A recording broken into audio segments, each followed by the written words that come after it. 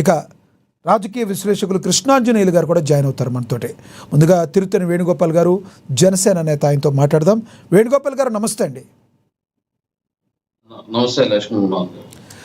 వేణుగోపాల్ గారు, ఏదైతే జనసేన పార్టీ కమిటీలు వేయబోతుంది అనే వార్త ప్రజెంట్ అయితే అందరిలోనూ సోషల్ మీడియాలో కావచ్చు నడుస్తున్న పరిస్థితి.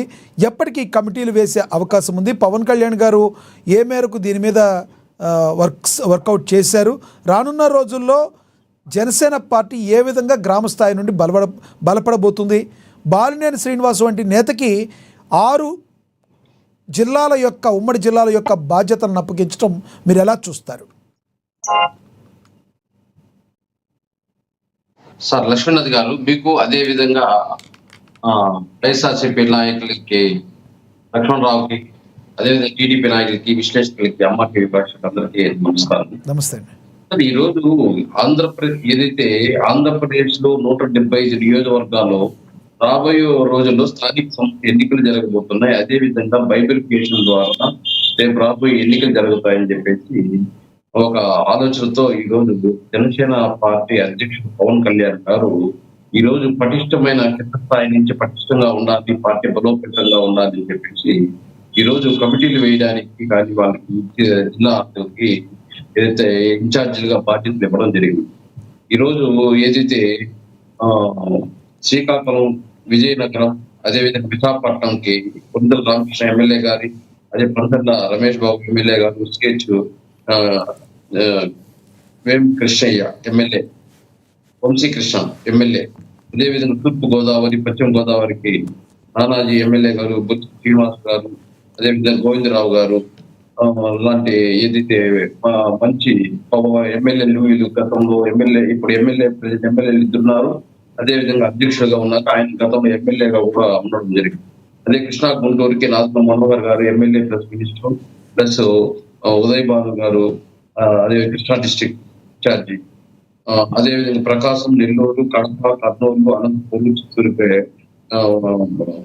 బాలినేని శ్రీనివాసులు గారు, ఆర్ శ్రీనివాసులు ఎమ్మెల్యే, అదేవిధంగా వంశీ ఏదైతే అనంతపురం ఉడా చైర్మన్, వీళ్ళందరినీ ఇన్ఛార్జీలుగా వేసి ఏదైతే కార్యకర్తలకి న్యాయం జరగాలి, కార్యకర్తలకి రాబోయే ఎన్నికల్లో, స్థానిక సంస్థ ఎన్నికల్లో వాళ్ళకి అవకాశం ఇవ్వాలి అని చెప్పేసి ఈరోజు వీళ్ళు బలమైన నాయకత్వం ఉండాలని చెప్పేసి కింద స్థాయి నుంచి వేయడం జరిగింది. అదేవిధంగా ఈ రోజు చూస్తున్నాం సోషల్ మీడియాలో కానీ ఇంకో చోట కానీ జనసేన పార్టీకి కార్యవర్గం లేదు, గ్రౌండ్ లెవెల్ కార్యకర్త లేదు, అదేవిధంగా వీళ్ళకి ఒంటరిగా పోటీ చేయలేదు అని చెప్పేసి అనేక ఆరోపణలు వైఎస్ఆర్సీపీ పార్టీ సోషల్ మీడియా ద్వారా, అదేవిధంగా పవన్ కళ్యాణ్ గారిని విజయ్ గారితో పోలుస్తూ సోషల్ మీడియాలో స్క్రోల్ చేయడము, ఇవన్నీ చూస్తున్నాం. వీటికన్నిటికీ సమాధానం చెప్పడానికే ఈ రోజు పవన్ కళ్యాణ్ గారు ముందుకు పోతున్నారు. పవన్ కళ్యాణ్ డైరెక్ట్ గా నేను ముఖ్యమంత్రి అయిపోవాలి, నేనేదో అధికారం రావాలి, నేనేదో ముఖ్యమంత్రి సీట్లో కూర్చొని శాసించాలని చెప్పేసి ఆయన ఆలోచన. ప్రజల్లో ఏదైతే మార్పు తీసుకురావాలి, ఈ రోజు ప్రజల్లో ఏదైతే గవర్నెన్స్ తీసుకురావాలి, అదే విధంగా అవినీతి వ్యతిరేక పాలన తీసుకురావాలి, అదేవిధంగా యువతకు ఉద్యోగాలు కల్పించాలి, రైతులకు సంక్షేమం ఇవ్వాలి, సామాజిక న్యాయం జరగాలి, జాతీయానికి, రాష్ట్ర ప్రాంతీయానికి భద్రత కలగాలి, అదేవిధంగా బాధ్యతాయుత రాజకీయాలు అంటే ప్రజల సమస్యలు నేరుగా స్పందించడము, అదేవిధంగా రాజకీయ నాయకులు ప్రజలకు జవాబుదారీగా ఉండడము, ఇలాంటి కార్యక్రమాలు తీసుకురావాలి, మార్పు రావాలని కోరుకున్నారే గాని విజయ్ లాగా 2 సంవత్సరాల పార్టీ పెట్టేస్తే నేరుగా ముఖ్యమంత్రి అనుకోలేదు. అదేవిధంగా జగన్మోహన్ రెడ్డి గారు నేరుగా ముఖ్యమంత్రి అయిపోవాలని పవన్ కళ్యాణ్ గారు అనుకోలేదు. ఆయన ఏమి ప్రజల్లోకి మార్పు తీసుకురావాలి. ఈ రోజు అధికారం అనేది ఈ రోజు ఉంటుంది, రేపు వెళ్ళిపోతారు. కానీ మార్పు తెచ్చే నాయకుడు గుర్తుంటారు. ఈరోజు తమిళనాడు విజయ్ గారు అయిపోయినారంటే, ఏదైతే ముఖ్యమంత్రి అయిపోయాడంటే అక్కడ తమిళనాడు ఇంకో సినీ గ్లామర్ పనిచేస్తుంది. మన ఆంధ్రప్రదేశ్ లో ఒక ఎన్టీ రామారావు తప్ప ఇంకెవరికి సినీ గ్లామర్. అయితే వేణుగోపాల్ గారు, విజయ్ గారి మాట అలా పెడితే ఇక్కడ ప్రధానంగా టీడీపీ, జనసేన కింది స్థాయి కార్యకర్తల మధ్య కొన్ని పొరపత్యాలు ఉన్నాయంటూ అనేక ఆరోపణలు వెలువెలుస్తున్నాయి. ఈ నేపథ్యంలో గతంలో కొన్ని మనం చూడొచ్చు, టీడీపీ అధినాయకత్వం సరిచేసుకుంటూ వస్తుంది ఒకవైపు, జనసేన అధినాయకత్వం సరిచేసుకుంటూ వస్తుంది. ఈ నేపథ్యంలో బాలినేని శ్రీనివాస్కి మరి అక్కడ 6 జిల్లాల బాధ్యతలను అప్పచెప్పించడం ద్వారా కొంతమంది గతంలో రియాజ్ లాంటి వ్యక్తులు గతం నుంచి కూడా బాలినేని శ్రీనివాస్ గారిని వ్యతిరేకిస్తూ వచ్చారు. మరి వీళ్ళందరినీ సమకూర్చుకుని సమన్వయం చేసుకుని ముందుకు వెళ్ళే అవకాశం ఉందంటారా? కొంతమంది వైసీపీ నేతలు అపారమంగా రియాజ్ గారి మీద ప్రేమ చూపిస్తున్నారు. దీని అంతా ప్రేమ చూపిస్తాను మీరు ఎలా చూస్తారు? లక్ష్మీనాథ్ గారు, ఇక్కడ ఎవరు కానీ ఏదో ఒక ఇప్పుడు వైఎస్ఆర్సీపీ కానీ, తెలుగుదేశం పార్టీ కానీ, ఇంకొక పార్టీ కానీ, ఏ పార్టీలోనూ గ్యాప్ అనేది ఉంటుంది. ఆ గ్యాప్ ని ఏదైతే అడ్జస్ట్ చేసుకొని ముందుకు నడవాలి. అదే పవన్ కళ్యాణ్ చెప్తున్నారు. ఈ రోజు మనకు ప్రజలు ముఖ్యం. ఈ రోజు మనకు అధికారం కాదు ముఖ్యం, ప్రజలు ముఖ్యం. కాబట్టి మనం అలాంటివన్నీ అడ్జస్ట్ చేసుకోవాలి. ఏదైనా తెలుగుదేశంతో డిస్టర్బెన్స్ ఉంటే మీ అధికారులు, మీ నాయకుల దగ్గర తీసుకురండి, పైన నాయకుల దగ్గర తీసుకురండి. వాళ్ళు నా దృష్టికి తీసుకొస్తారు. నేను వాళ్ళతో మాట్లాడి చర్చించి మీకు న్యాయం జరుగుతుంది. అంతేగాని మీరు గ్రౌండ్ లెవెల్లో దిగి ఇబ్బంది పడ్డాము. అదే విధంగా నిన్న బాలినేని శ్రీనివాస్ గారు కూడా చెప్పడం జరిగింది.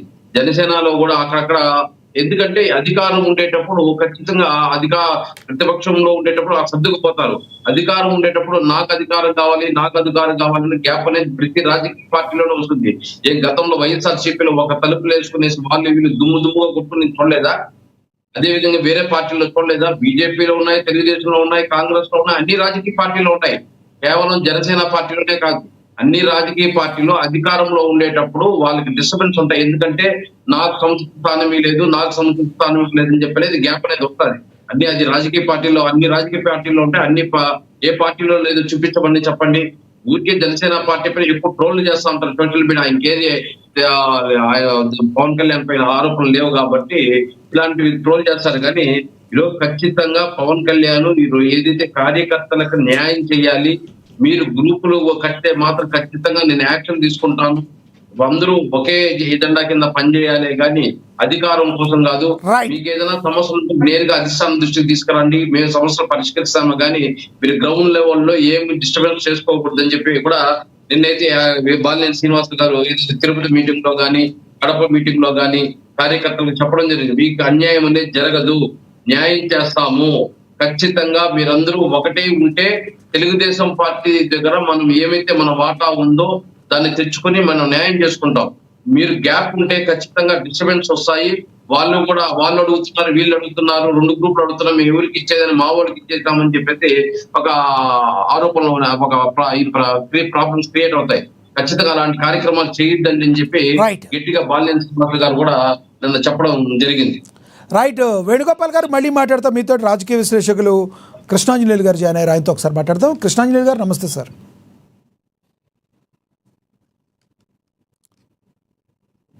కృష్ణాంజనేయులు గారు నమస్తే సార్. నా వాయిస్ వినపడుతుందా?